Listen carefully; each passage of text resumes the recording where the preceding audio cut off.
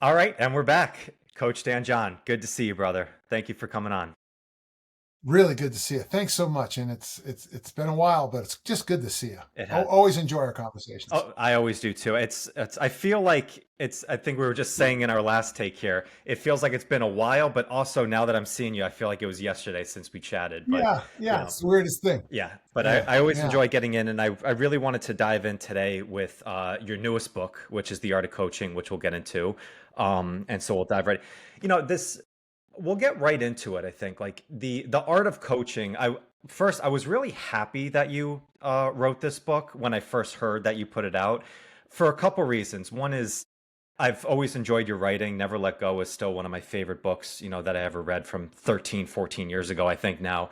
Um, yeah, right there. But this concept of the art of coaching gets thrown around so much. It's one of those phrases that you hear, and most times I hear somebody talk about it, I tune it out because it's like, oh, I've been in the game for 2 years. You've been coaching since yeah. 1979, so quite a few decades under your belt. So I was really excited to see, the work that you did with it. So how did this book come about, for you? I know this was something that was on your mind for a while, and then it finally came to Yeah. fruition. How did this first get started for you of wanting to write this book? I was with this company and now it all, as always, it all blew up and it got ugly and it's not who you think it was, gentle listener.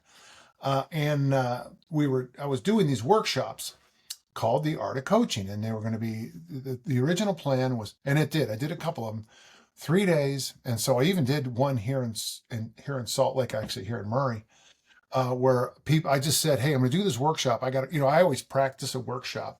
And I had people come in because, it was they stayed for 3 or 4 nights over at the Crystal Inn, which is right over there.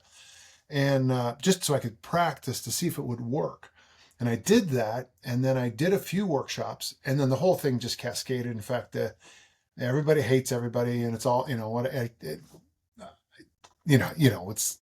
it's silly. But all that material, which I really liked a lot, just kind of got lost. And so not long ago, Tim Anderson said to me, "Hey, let's go do this workshop down in with Pierce Kwan." In fact, I'm leaving Monday for Australia, and we were just talking, and he said, I think he said, maybe you could just talk on the art of coaching. And I went, "Holy cow! I have so much. I go, I don't want to do a 3 day thing down there because we're doing original strength and then some other stuff." And I said, but there is the bigger theme, the overriding theme. I could easily turn into a couple-hour workshop. And then I thought, so one of the things I'm doing, Mike, is that I don't. So I'm 68, okay, and this isn't morbid, but if I get hit by a bus this afternoon, a whole bunch of my stuff just goes off. Now, obviously, people close to me have all the information. I have all, but I just don't want the stuff to just vanish. I've got too many hard life lessons in coaching, discus throwing, strength, and some other. I just don't want to, just puff a smoke it and walk away from it. So I took that original workshop. I looked at the stuff that was the art of coaching, pulled that out, and then I put together this book. Gotcha. Yeah. The so you'll notice that there's some things in the book. Like, do you mind if I keep Oh, rambling? please do you think? Okay. So one of the things that I didn't have back when I did the workshop is this. So tomorrow my financial inner circle, intentional community meets, and you know, and of course I have this thing called the inner circle. One, I now start with discussions of people's values, and there's not. I'm not trying to be a theologian but it's so when I work through my values, I always say it's the fog that gets me through the fog because my three core values are fitness, order, and generosity. And if you're in my life and someone says, I think one of his values is order, everyone will just laugh at you because I am, So, what I didn't have when I did this original set of workshops was this concept of talking about values. And what happens sometimes, Mike, and gentle listener, I apologize if I'm rambling, but one of my core value is fitness.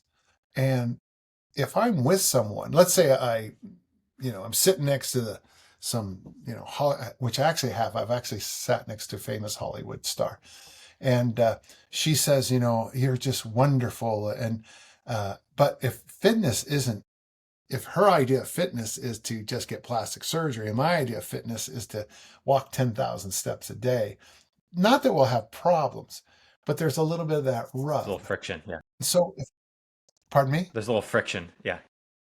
Yeah, a rub. It doesn't, and it's workable, but but that's workable. But if you rub into your own values on a decision, and that's where values collisions comes in, that chapter on values collisions, which I think is very important. Folks, these two great things were happening at the same time. But if I did both of them, I couldn't do both. My own, so I had to make a decision when these two really great opportunities hit. And I'm sure everybody's had that situation in their life. We used to always joke here that if you want to meet somebody, get engaged, because out of the woodwork, people start showing up. I don't know what it is about getting engaged or getting. I mean, it's just that that person you met on a bus 28 years ago says, "I've been searching for you on Facebook the entire time." So values are part of it. So the thing about the art of coaching is sometimes it becomes very much pen and paper. You have to figure a few things out as an athlete. You say you want to be an all-American discus thrower. That's great. But you got to sit down with pen and paper and think through this next 8 to 10 year journey with me. Because, if it's just a whim, WHIM, that's great. But a decade of your life spent on something you just said, yeah, I'll do it, whatever. No one has to be able to do that. So that's why I think the book is fun. We talk about values, some, not a ton, but we talk about a lot of things. And so, folks, in my view, the infinity sign, it's a sideways 8, is how goals and assessments should play out. You have a goal, and then there's that feedback loop constantly on your assessments. Real easy if you're a track coach, weightlifting coach, swim coach, because the assessment is always real. You threw the discus 110, and then next season you threw 150. You're getting better. No, you're not the world record holder, but you're substantially better. The next year you throw 180. Now you're an international level thrower. The next year you throw 190. Wow, whoa, look at this. Great. The assessment and the goal walk with each other. Other times, like if you just say, I just want to feel good about myself. Well, what's your assessment? How are you going to assess? Your goal is to feel good about yourself. How are you going to assess that? Just how I feel. Well, I mean, that would be a hard thing for me to coach. That would be hard for me. So here's a drug that'll make you feel better for about 5 or 6 hours. You're not going to remember anything, but damn, you're going to feel good. Well, that's not what I mean. I mean, feel good. Okay. All right. So lose 3 inches off your waist? No, I don't want to diet or exercise. And by the time I finish this conversation, man, I'm 10 years older and we Right. still haven't figured out. So goals and assessments, they just constantly sweep around. And so and do you want me to talk about the little chart about, let me Yeah, give the simple. we'll definitely we'll get into some of the deep substance on it. I'd love to ask you Sure. about like putting together and writing a book like this. I mean, you've written a lot of books and taking a a concept or an idea like the art of coaching, which is very big. You can probably go in a lot of different directions. Oh, When you wrote well, I this mean, to keep it, yeah, no, yeah, I mean, from not just the knowledge, but 4 decades plus of experience in there. Was there specific things like I have to make sure I put this in, and like I wanted to like, was there a specific way that you created this book that was maybe different than other ones that you've done in the past? well, the thing that made it easier is I've done probably 4 workshops on this. And then the other thing that helped Mike, and this is big, and I don't recommend this, but it was on the shelf for a while. It was on the shelf for, I'm thinking 4, 5, 6, 7 years. So in that time, I had other experiences that illuminated certain things. So that would be the difference of this book. My books are usually a lot more right out of the trenches. I'll pop up and go, whoa, that was a bad, that was a lot of work. That's my book, The Contrarian Approach to the Discus Throw. I remember just going, oh, I got to write, there's just too, I got to write this down, man. So that was, I wrote that right after we got back from our winter discus throwing camp, and everything was fresh in my mind. And I also knew that while it was fresh, I needed to write. So the process of writing this book, of course, you go back to Tim Anderson talking about this, me be reminded, going back through all that material. But the hardest thing about this book is what I threw out. That was the hardest parts for me. Yeah, I threw out a whole bunch on savoir faire. There's a lot about repetition. Let me repeat that. There's a lot about repetition. Little joke there for you. But that was the most different part. Generally, when I look, oh, I don't know. Well, some of the books attempts was originally a couple of books before this. I wanted a book that was like a 3 minute a day book for reading. I thought it'd be fun to have 365, 366 chapters where you could read it every day. Well, and I loved doing it, and it was great. I might even come back and do it again. But as I was writing it, it started to fold itself into a narrative. So my book, Can You Go? That's the one about assessments. That was just a real simple. It was funny. I can remember. I could tell you exactly how that book got written. I was down in Las Vegas. We were sitting having coffee because the workshop was terrible that we were at, and somebody asked, "How do you assess?" And I just started to go through it, and then I said, "You know what? Let me organize it." And I spent honestly, everyone they'll tell you the story. I walked away for 10 minutes, came up with a Venn diagram, 1, 2, 3, 4 assessment, and and then I asked, and I just said, "Do you guys mind if I give this as a workshop?" And then we got some spare time, and I just said, "Can I just do this workshop?" And everyone stuck around, and that's how that book got written. So sometimes, and one of the things, if anyone has any bit of the creative side in them, I mean, listeners, maybe you're a musician, maybe you like dance. There are times where, okay, when people say to me, Dan, how do you get inspired to work? I go, well, my kids were in Catholic schools and I had to get more money. The inspiration was, uh, or there was perspiration was the inspiration. And very often the muse is, the phone bill. The muse is, Yeah, whatever, necessity the is often tuition. disguised as inspiration. It's Exactly. There you go. And so on this book, really, it was mostly I just wanted a book in my hand. I wanted a book in my hand for the workshop next week. Yeah.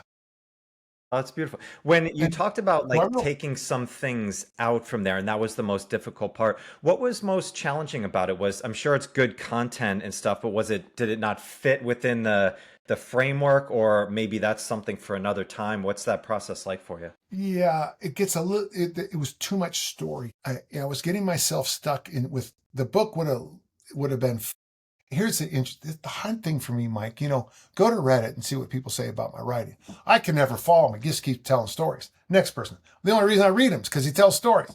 Third person. Well, I like the stories, but I don't see the point. Well, the point was, so that's kind of why. What I noticed is savoir faire, the repetition part. There's a thing I call coach gravity. Coach gravity is when this is what I think is important. For example, if I ever coach American football again, on day one of the first day of practice, we will be doing onside kick drills because championships come down to 2 point conversions, either attacking or defending a 2 point an onside kick, last minute plays. I would do that on day one. That's coach gravity. Coach gravity is when you say, this is so important. I'm going to hammer this into you. We did a thing in my daughter's senior year. It was their idea. They hated it. But if you fouled in practice, you had to run one lap. Well, the idea is you would give up, in my daughter's case, 25 minutes because that's how long it took her to run that lap because she was being my daughter and not my athlete. But if you say every time you foul after the discus or shot, you have to run a lap, that means you really are emphasizing you can't do that. If you kick, for example, if you have a program where there's no missing, like you're going to snatch or clean and jerk, and you say if you miss, the workout's over, and you have 60 kilos on the bar and drop it out front, and okay, that's it, go home. You're not ready to train today. Man, you do that once to one athlete, you will notice the intensity. So that's Coach Gravity. But you see how I had to say it? I had to give story. Right. Yeah. That's Yeah. so So interesting that's because so like I learned so much from stories. I'm shocked that some other people are like, or they just like, I just want to know the framework. I just want to know the information. Personally, like the stories for me is like yeah, me too. what always stays with you. I mean, this is from reading and talking to people like you, but also just my own experiences. Like the things that you remember is the stories. I don't remember Lord of the Rings The Two Towers, but I remember that my buddy almost crashed the car on the way home from there. Like that's what connects the stories together. So I'm shocked that some people would see something different from that. My writing member, a mentor, the great late Jack Schrader, he would constantly say to me this: people love stories and stories about people, and it's so true. So those are the things that got dropped out. But the thing is, they're in the book. They're not as obvious. So does that make sense to It you? does. Yeah. They're in there, yeah, but they're so in the workshop I'm doing. I include some pictures from my whiteboards in my gym. One of my athletes has become a throws coach, and she was an All-American, and very proud of her. And she said, I need some help with the discus. And so I went to the board and I wrote 1, 2, 3, stretch, spanky, stomp, X. And she went, oh, because she realized that the discus, as complex as it looks, is that simple. So I include that because I think it's an important slide. I think it's really important if you write a book to be able to put the entire book up on a whiteboard. You know, Now, obviously, so you have a book. Oh, I don't know. You have some of these books I have. They're pretty good size, but I should be able to say to just okay. Here's the book. Okay, Right. and to me, the art of coaching to me is simply not simply is taking a complex thing and making it simple, and now we run with it. One time I was at a bar with female school teachers I taught with, and one of them asked me to explain American football, and it was cool because we were starting to get a crowd around us as I was doing it, because I was able to explain American football with one piece of paper, and to the point that they all went, "Oh, oh!" And we didn't get through everything. I mean, the difference between if you fumble a punt, it's a muff. It has a different set of rules than if you fumble it. Yeah, I mean, we didn't go through everything, but I feel like I can explain. If you really know a topic, you should be able to say, "Do you want me to go through that part, the art of coaching, real quick?" Yeah, I would love to. Let- There's a line in there that I think you're talking about that I love, which you said, good coaching is not just instruction, it's about translation. And I think that's a lot of what you're talking about here of like taking something complex and then bringing it down into simplicity. Can you confine it? Like I've always loved this quote, knowledge is expansion, but wisdom is refinement.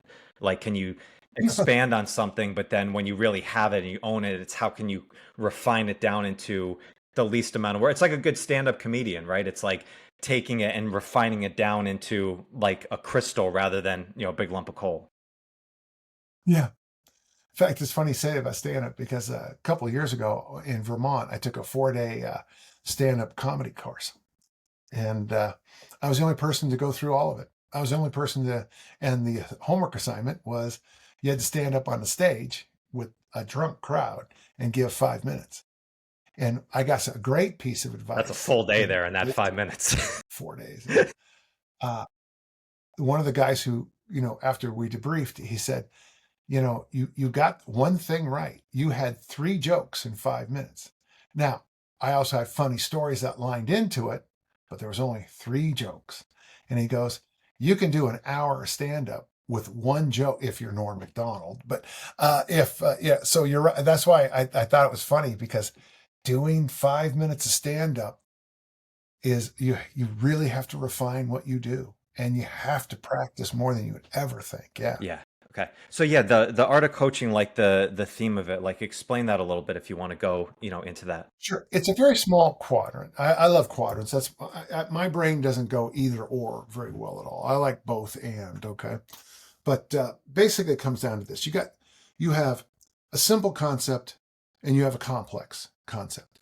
You have a simple answer and you have a complex answer. So, Mike, if you come to my house and you say, I got to go to the bathroom, I'm in the car for 12 hours, where's the bathroom? I just go, it's right there. Okay. And I just say, it's right there. Oh, thanks. Okay. Oh, thanks. Okay. I could also give you longitude and latitude, but just for a simple question, saying it's right there. Um, when I'm coaching, that's why I have a hard time helping people online, because I can't be there and give them the simple answer. Like when somebody asks me what percent body weight should they do on something, how the hell am I supposed to know? Because you could have 10, 200-pound people in a room. One might be 4'5", morbidly obese at 200. One might be 7'5", and their NBA coach is telling me to put weight on them. Okay, so percents. Right. So I lose my ability to just say, put more plates on. Go lighter go take a lighter bell or something like that. Then there's, if you, not long ago, I think it was the Voyager got real close to Pluto. Maybe it was a while ago now, but they were able to figure out how close Voyager, the timing, within seconds of when it would pass Pluto. So this thing took off long enough ago that Star Trek with Captain Kirk and Spock have it in one of their shows. That thing took off a long time ago. Carl Sagan was involved in it, and they were able to figure out, basically at the time, I guess, with the slide rules, pen and paper, and they nailed it. But for you to explain to me, how did they figure out Earth's orbit, Pluto's orbit, transit time, looping around to accelerate, the accelerations of gravity? But they did. Well, to figure that out, that's a complex Right. question, and the answer is going to be complex. And everybody's okay with that. Now we'll come to the two other issues. Okay. If you ask something simple and I give you a complex solution, can I swear? It's bullshit. And welcome to the internet since the day it opened. Folks, you want to lose weight? Okay, I've lost a pound a month for 4 years. I walk 10,000 steps a day. I keep my calories under 2,600 because of my height. And I lift weights 3 days a week. Okay, that's it. That's all I do. That's it. There's nothing under there's nothing under here. There's no man behind the green curtain. Okay, that's it. Okay. But Dan, what about amino acids? Yes, I eat them at meals, but should I take them? You can. That's great. But if you're not getting your 10,000, well, 10, 11, whatever, it doesn't matter what the number of steps are, but you're not getting those steps. Online, there's that one guy who does his podcast with his pants off because he has an infrared thing on his genitals, because somehow having infrared lights point at your genitals makes you better than me. I'll tell you this, I'll still throw the discus farther than you, whether you have infrared or not. No matter how I'm hot probably your still, balls are. Yeah. yeah, I'm 68. I'm probably still stronger than, no offense, just about everybody will be. It's not the infrared. It's not the mushroom tea. It's not. And listen, I buy all that stuff. I got mushroom tea. My daughter said it'd be good for my brain. It didn't help. I'm still me. Okay. So it's bullshit. And when something simple is given a complex answer, clearly there's no knowledge. The art of coaching is to take something that is complex, the hammer throw, the discus throw, American football, rugby, and make it simple that people sit around the table and go, oh, I got this. I can do that. Yeah, I got it. And your job as a coach, and by the way, a coach is a carriage with 4 wheels that takes you from here to there, right? That's what a coach is. And if you can't explain the voyage from here to there simply, your people will be looking out the window and jumping out the doors all the time. You'll never get anybody to where you need to be. You need to make it. You need to take that complex concept, simplify it down, get on the path with them, and just make sure we stay on that path. And there's the art of coaching in a nutshell. With that, it's taking a simple question and giving a complex answer. I think nobody likes those people. But taking a complex question and simplifying it down, I mean, that takes skill and that takes an experience. Are there specific things that you have found that have helped you a lot in your work of taking the, because it sounds good to do, but simplifying something down, I mean, that's a skill, just like we were talking about stand-up comedy, like to get the essence of a joke and really hammer it down, and that's a skill that takes time. What have been some of the biggest levers or things that have helped you of working that side of the coin? Well, first off, I think coaching, like teaching and counseling and some other things, I think it's a gift. Somebody asked me a while ago, what when I'm at a workshop, the whole time I'm listening to you or anybody else, I'm actively in my mind figuring how to distill it and coach that myself the next week. Literally. So I think, okay, there is a gift part of it. Okay.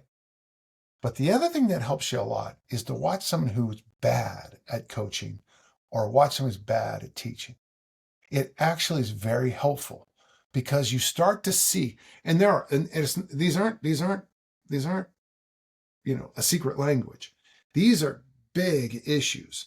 You can always tell an unprepared person. It's very obvious. Or someone who is in. Okay, so unprepared would be step one. And when people say I make things so simple, it was funny. The other day I was talking to Tim Anderson, and I'm nervous about these workshops, and he thinks it's hilarious that I still get nervous before workshops. Have you ever you've seen me live, haven't you? I'm very nervous before I start. My stomach hurts. I can't eat. I have to fast. I don't feel good. I want to go somewhere else and when I stop being nervous, then I'm going to stop doing that kind of thing because that means that I'm mailing it in, at least for me. So I hyper prepare for workshops, hyper prepare. For coaching, I'm way over. I mean, I write books on the things I coach just to make sure I put things in the order I want to coach them in. Okay.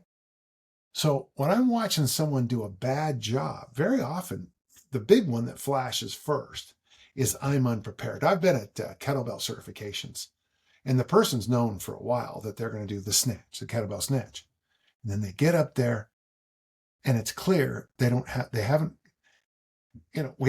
be sure to read your manual. Well, okay, we will, but you're supposed to be teaching us this thing.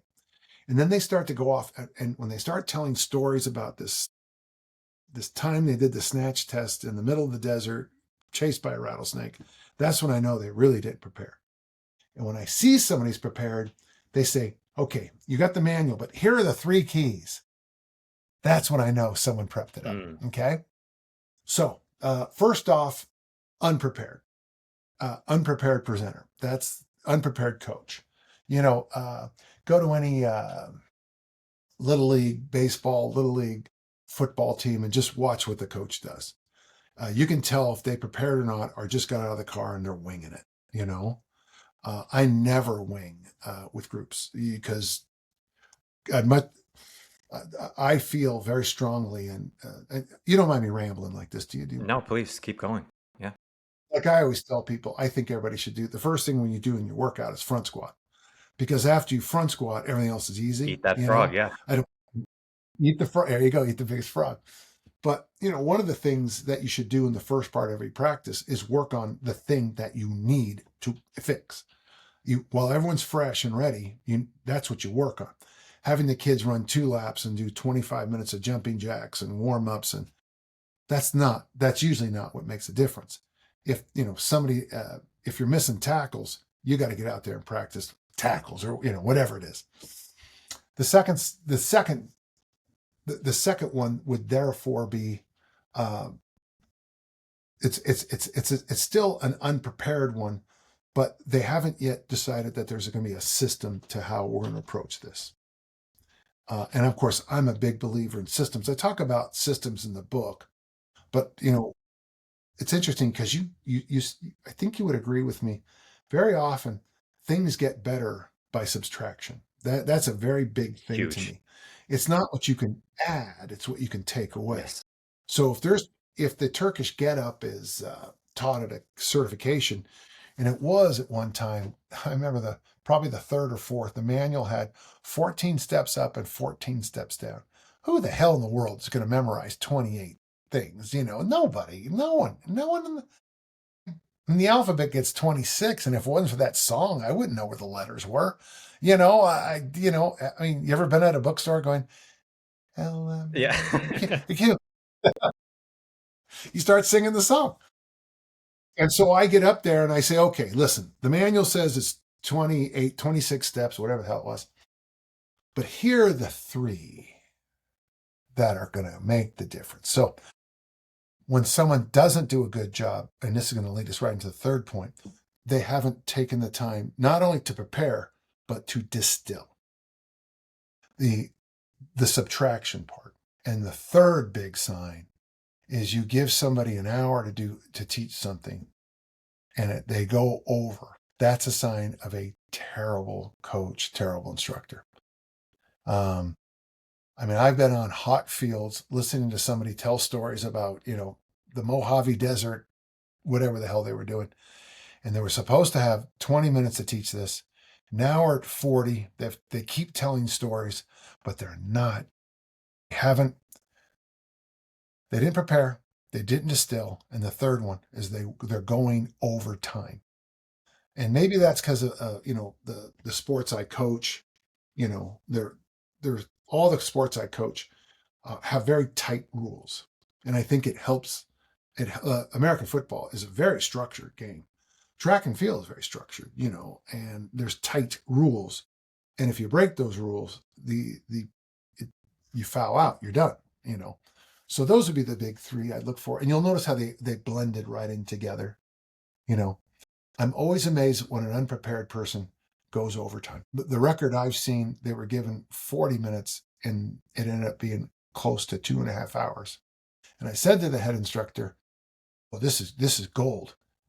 Nobody knows what's going on here. And, and then we went back. Yeah, but okay, I'm rambling. I think Sorry. that's, well, something I've been leaning into a lot is to be slow to speak and quick to listen. And I think there's a connection with this. And I love what you said of preparing for workshops, because with the experience that you have and the amount of time you could wing it and probably it would be okay, but that's not up to the standard that you want to put on a workshop and get into. And I think it's so easy to, usually when we're unprepared, that's when we fill the noise with bullshit and we just keep going on and on. And that's when you take stories that you have of bringing in. And I'll never forget this. This has stuck with my mind. And this is 12 years ago this happened. I managed a fitness club for a while, and we would have weekly staff meetings. And when you have a once a week meeting, you have to fill that time with mostly bullshit. But the person that owned it, they had a partner that started with him who was over 90 years old. He was a doctor, he was a hypnotist, great guy, and would still come in every day, but very rarely ever spoke, and would never come to meetings or anything like that. Like 3 years into my working there, one day I see that he's sitting at the meeting. And I was like, oh, like he just showed up. That's pretty cool. And I start going into my BS being a manager, and he just stands up and everybody goes silent. And he's like, yeah, I've, been watching what's going on here over the last time. This is working really well. This is what I'd like to see, and tells a little bit of just his experience. In like 15 minutes, it was the most powerful meeting that we had. But he didn't speak for like 3 years, and then just condensed all the stuff he was watching and looking at over time. And I still remember it to this day. So I always think of that in like times of meetings or like getting the depth down. It was like condensed, it was short, and it was right to the point. And I was like, that's coaching right there. That was so powerful. Yeah, I mean, I'll watch these, you know, I'll watch these discus coaches. They'll be coaching their athlete. The athlete will take one throw, and then they'll be given a biomechanical report, a physiology report, an anatomy lecture, all these terms. It's funny. My athletes, they think it's actually funny. They throw, and I don't comment a lot. I'm there, but I don't comment. And the next workout, we'll do a drill and it's like, oh yeah, that was to fix the problem you're having yesterday. Well, why didn't you tell me yesterday? Oh, I didn't know the solution yet. I had to think about, I had to, I had to go home and think about it, for God's sakes. I don't know. Because otherwise it's BS. It's just, and, uh, and I think it's really, I like that. And I think if you read my work, you'll notice I'm very, I tie into certain things and I beat them to death. Yeah. Yeah. When you talk about that with the best addition is by subtraction. I mean, that's something over the last, few years with my program, the Unveiling Strength program. That's what I focus on is I think of it like a backpack, like what can you remove from the backpack before you add new stuff into it all the time? Was that something that you learned early on in your, athletic career and coaching? Has that become more prevalent as you've gone on in your coaching I work? might I might be one of the last athletes you'll talk to from that real golden age before, when athletes competed in a lot of sports, even at the college level. So my high school coach, in fact, I could sit down right now. I could sit down right now and I have a picture of our game plan for my last high school football game. Now, that was 51 years ago this Thanksgiving Day. And I can write, now here's the interesting thing. I was a defensive player. But I could write out on a piece of paper what all 11 people did on offense, because Coach DeYoung, who a lot of people thought was an idiot, but it's funny because he was a very good coach. But, we were right 123 dive. I just told you where 11 people line up, what the count, it's an odd number, so it's on one, what the jobs are for everybody to do. Then I meet Dick Notmeyer, Monday, Wednesday, Friday, snatch and clean and jerk. Tuesday, Saturday, front squat, and then use the racks to jerk. Workouts for 2.5 hours. So what did you do? Well, Monday, Wednesday, and Friday, we'd snatch and clean and jerk. How did you decide weight? Percents? No. If you made the lift, you added weight. And if you missed it, you'd either go lighter or take it again.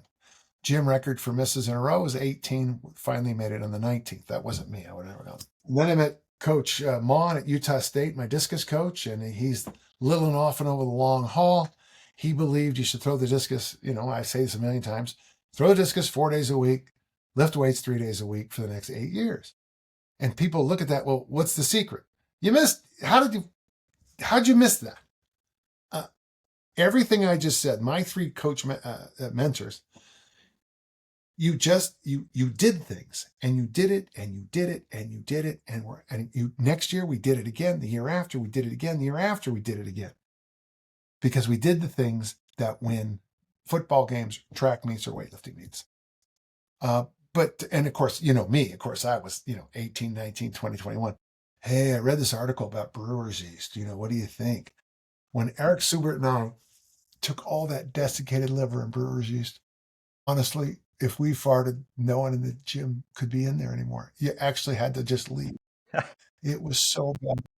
And our urine smelled so bad. And then Dick allowed us to do that for about 20 days. And then he goes, did you see any difference? No, none at all. Okay. And of course, the next week, kelp. I just read an article about kelp. I can start taking kelp tablets. 2-3 weeks later, that'd be another empty jar on the shelf, a half-filled jar.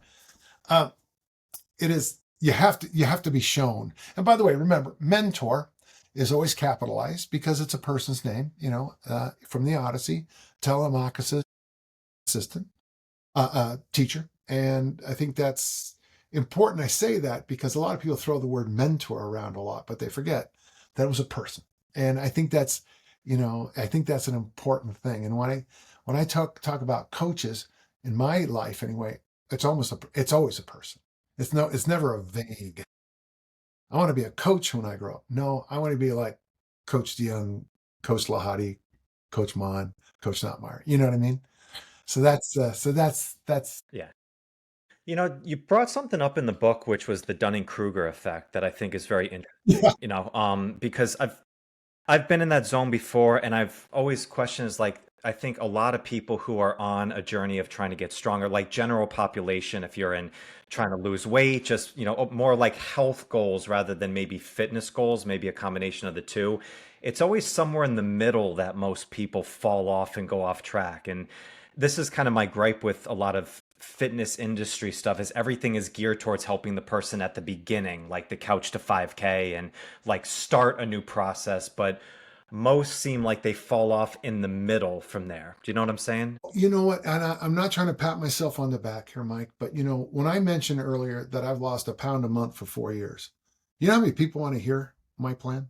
Nobody. Sure. Yeah. No, they look at me like I'll get this. I'll go to the senior center and the women will go, "My God, you look so good. What are you doing?" And I'll tell them it's like, I can't do it because it's like, but they'll go to the supplement store and buy some piece of, I don't know, something that is literally poison in them, and that's okay. You're exactly right. The It's really easy to be an expert in any field nowadays because honestly, like this is a story I tell a lot. My brother Gary, and it's funny because the son that he worked with is going to get married this April. But when my nephew started at this high school, the coach said, "You should be a thrower, big solid kid." And he comes home and says, "Dad, my coach wants me to throw this thing called the discus." And my brother said, "Well, your brother Danny, I mean, my brother Danny knows a lot." So I helped my brother. I helped my brother living here in Utah, helped my brother in San Mateo, California, coach the discus at this high school for a long time. The second year, he said, "I'm really enjoying this. I'd like to throw. What do you think? Should I do it?" And he goes, "I have no experience, but I want to throw in track meets." I say, "Here's a funny thing, Gary. I think he might have been in his late 40s, probably early 50s, maybe older." And I said, "The funny thing is, in 8 years, you'll have as much experience as any high school and graduated college thrower in the world." And he went, "Oh yeah, yeah." But instead of him just taking my book and going, he realized that it was going to be a path and a journey. And I'm pretty sure he probably thought he knew a lot about discus throwing that first year or two. And then he went to discus camp with me, where there was around 120 people who threw or coached the discus. And boy, if you want your Dunning-Kruger to get its kick in the pants, go sit around with world record holders and, people who are national champions and people gearing up for that one year I was gearing up for the national championship at camp. And, when the kids were telling the other coaches, "He's such a nice guy. But this year, when he's in the ring, man, just stay the F away from him, huh?" And they were going, "Yeah, because he's got the Nationals coming up. So it's Bob Fosse, showtime, folks." So, my brother, odd story, but my brother learned a lot, had me as a resource, then applied it to himself, then went to discus camp, then came back, and then got better. Mhm. So he did that. He climbed up to Mount Stupid, and then he went down that trough of I don't know Jack, and then every lesson he learned after that was money. Not John Jerome. George Leonard wrote that wonderful book called Mastery. After you buy The Art of Coaching by Dan John at Amazon, why don't you buy that book too?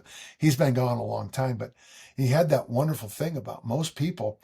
Uh, he taught us to fall in love with the plateau. Ooh. When you first meet somebody in a relationship, it's wonderful. I'll use relationships because I don't, about my situation in the last, it's not all roses here, folks. But when you meet somebody for the first time, you find out their hobbies, their experiences, and then all of a sudden you hit this plateau in a relationship. If you stay in it long enough, it goes up, or you just find a new girlfriend and you start, and then you plateau, find a new girlfriend, or you try to make the relationship work. So Leonard goes through all these archetypes in his book. And it's funny because the Dunning effect is so close to his concepts of mastery that it's always made me laugh, because Mount Stupid is when you hit that first plateau. Mm. And the real learning comes when you keep. And the funny thing is, when you first learn, and then you learn. When I was young, we used to describe. It was a wonderful way to describe. It was a circle, okay, and everything you know is inside the circle. But the problem is, everything you do not know is outside the circle. And knowledge is every place that you touch what you don't know. So I know what I don't know. Now, the more I learn, I also have more and more. It's a circle. The more I learn in this life, the more and more I learn what I don't know. And and mastery, coaching, your Dunning-Kruger effect, these all circle around the same idea. I believe it was Socrates who came up with the idea. I it's and oh, by the way, if you whenever someone says I don't know about that, but I know one thing, that means they have one point and they're true. They know nothing. Because what they don't know is so massive. So all these concepts kind of swim together, if you will, so that they all swim together in the same ocean where you're you're constantly going to be leaning in as an athlete, as a coach, to this area of things I don't know. It breaks my heart. Like, there's people online who say, I don't know why Dan, there's a guy, literally, stupid kettlebells are worthless. Well, how do you know? Well, I just know. Well, have you tried it? No. I was at a workshop, and I was very disappointed with this workshop. And I'm not going to mention the group, but I was just back from England, and I did them a favor. I changed flights to go to this, coming off an international flight, and in the car I was sharing, there was this coach, and I think I might have mentioned her in the book, who just was criticizing Olympic lifting from the moment we got into this Uber till we got to the site, about how these coaches, they think everyone should Olympic lift. And I'm like, finally asked her, do you ever do the Olympic lifts? And she said, no, I don't. I don't know how to do them. I've never done them. Strength coach? Listen, I don't think the cambered curl, the easy curl bar curl, has any effing value for an athlete. But you know what? Bro's done Yeah. them. Okay. But I've done them. you know Whether or not you like the velocity diet, I don't care. I can tell you about it. I can tell you about Atkins. I can tell you about paleo. I can tell you about the idiocy of certain training programs, because they did them. And that is part of what we have to do as a coach, is we have to put in. And the reason I recommend doing things, and it's the second part, by the way, number one, you got to subtract. And number two, when you add things to your system, it has to improve things. When Brett Contreras famously taught me, again, how to do the hip thrust, I tossed out, I was going to say dozens. I tossed out a whole bunch of tools I was using, because I found I can teach you the hip thrust. If it takes you 20 seconds to learn the hip thrust, you probably aren't one of my athletes anyway. I mean, it's pretty simple. There are some exercises I teach for tension. If you can't figure them out, it's like, oh, it's that Southern phrase, bless your Yeah, heart. exactly. You're not, you're not going to make it. Okay. But, when I added the hip thrust into my movement matrix as a foundational move, I was able to toss out dozens of other, again, I'm exaggerating, lots of extra steps that didn't really help. So that's why you constantly need to keep reaching, keep going to workshops, keep sitting down with smart people, keep taking notes. You got to fold your arms, you got to listen to me, and get us back to this, the concept of the art of coaching is you got to be a constant learner. Yeah.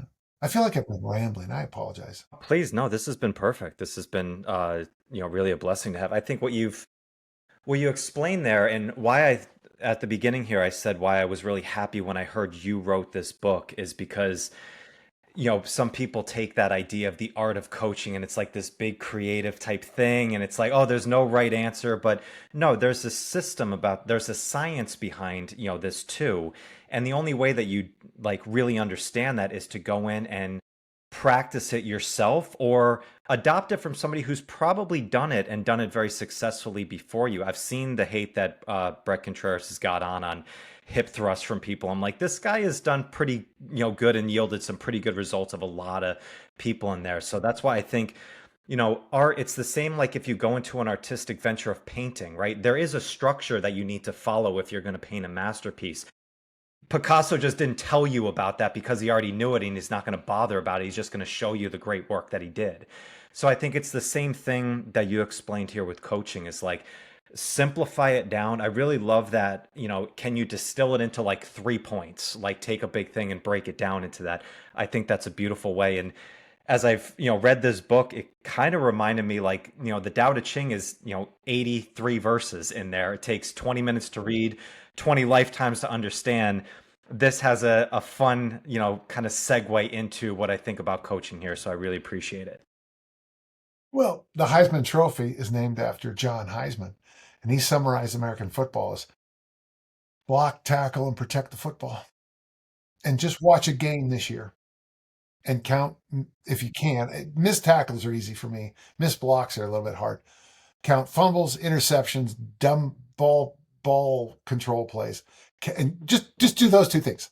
Count missed tackles and turnovers. Statistically, I work with a collegiate coach, and we're talking. He goes, "Yeah, I don't know." He gets back to me. He goes, "Okay." He goes, "I'm humbled." I go, "Why?" He goes, "If we miss 6 or more tackles in a game, we lose." That was a statistic from the season before. We miss 6 tackles in a game, we lose. And I'm like, damn, that's it was like right a lot. It was like Yeah. line in the sand, Mhm. you know. Hey, I gotta. Once again, I'm gonna have to bounce Oh here. yeah, we're Just a good. This few. is perfect. Any Yep. So let's Dan John, you're the best, man. I always really appreciate these any times. more questions? A quick one or anything? No, this has been great. I think this was a beautiful cover, and anybody who's listening got this, go get the art of coaching. Where can people go grab the book now? Sadly, just at Amazon. Okay, that's just the way it is. So I have 4 publishers, and this one we go through Amazon, which is nice. I mean, it's you know uh, the reason Bezos had such a big wedding is people like off the sweat of people like me. So he does really well when he sells my books, and I don't do as well. But that's where the book is. Okay. No doubt. Now the other thing too, and then there's a frameable picture of me on the back, so you can. And then I really love the cover. I love the Okay, I cover love the too. cover. Yeah, it's got that perfect old school photo right there. And no, Dan, this has been great. Till next time again. I'm sure we will do this again soon. And let's talk again.